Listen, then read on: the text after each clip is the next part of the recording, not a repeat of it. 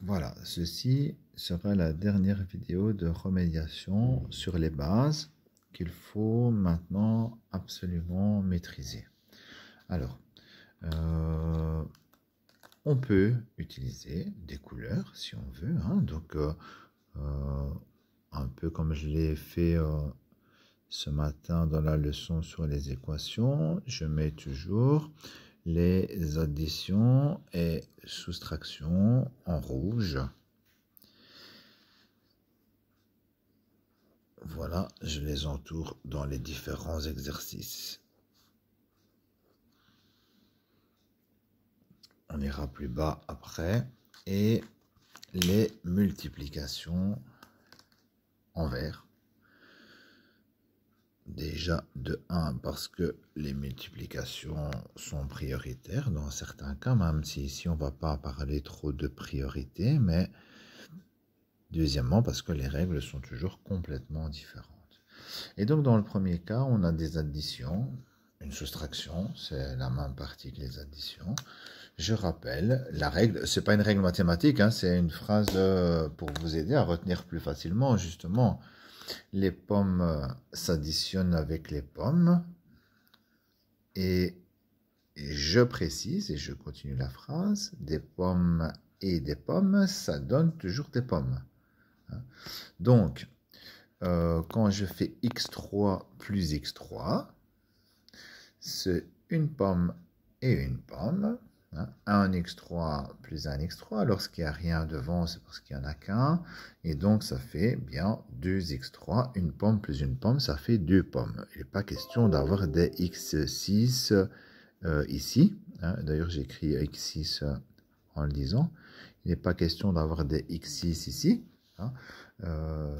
Une pomme plus une pomme, ça fait 2 pommes, et si on a ici x5 moins x3, une pomme moins une poire, eh bien, on n'y touche pas, ça reste comme ça. Donc, on peut recopier ou on peut mettre une barre, surtout, on n'y touche pas. Voilà, premier cas, là, on ne peut plus se tromper. Hein. Alors, situation suivante. Vous voyez, j'ai fait exprès de mettre 3 situations différentes. Et maintenant que les signes sont entourés, hein, on voit encore mieux la différence. Et donc, il n'est pas question d'avoir la même réponse à ces 3-là, puisque c'est 3 calculs différents. Le premier, c'est une multiplication devant une parenthèse. Si vous reprenez la page sur la distributivité, hein, vous verrez que ça veut dire qu'on va prendre plusieurs fois le même sac dans lequel il y a plusieurs choses dedans. Hein. Et donc, si je prends plusieurs fois le même sac, eh bien, en fait, je prends plusieurs fois le premier élément qui se trouve dans le sac, je prends plusieurs fois celui-ci, et je vais prendre aussi plusieurs fois le deuxième élément qui se trouve dans le sac.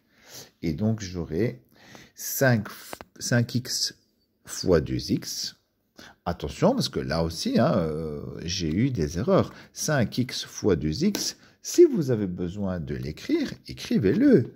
5x fois 2x, on est bien d'accord que quand on aura rassemblé tout ça, on aura 5 fois 2, 10, mais on aura x fois x, x carré. Et donc là, je vois encore trop d'erreurs. Pas chez tout le monde, hein, chez certains, mais voilà, on ne doit plus avoir d'erreur dans ce genre d'exercice. Hein. Et 5x fois le deuxième c'est moins 3, donc il y a un moins dans le temps, donc on aura un moins. On peut l'écrire de nouveau en détail si on a besoin de l'écrire en détail, 5x fois 3, et donc ça fera 15x. Voilà. En général, c'est la distributivité qui marche le mieux. Donc, cette réponse-là, je l'ai eue plus souvent que les autres, mais il y a encore des erreurs dans ces réponses-là. Là, c'est pas possible. Ça doit être bon. Hein. Alors, deuxième cas.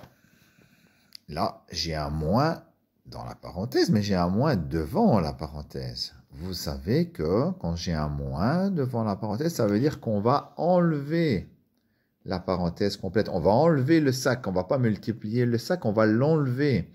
Et donc, on doit enlever tout ce qui est dans le sac. Et donc, je vais enlever le premier et je vais aussi enlever le deuxième. Alors, on dit souvent, hein, pour retenir plus facilement, quand j'ai un moins devant une parenthèse, tous les éléments de la parenthèse vont changer de signe. Donc, on peut retenir que les éléments de la parenthèse vont changer de signe, ou on peut retenir que je dois enlever le premier et puis le deuxième. Donc,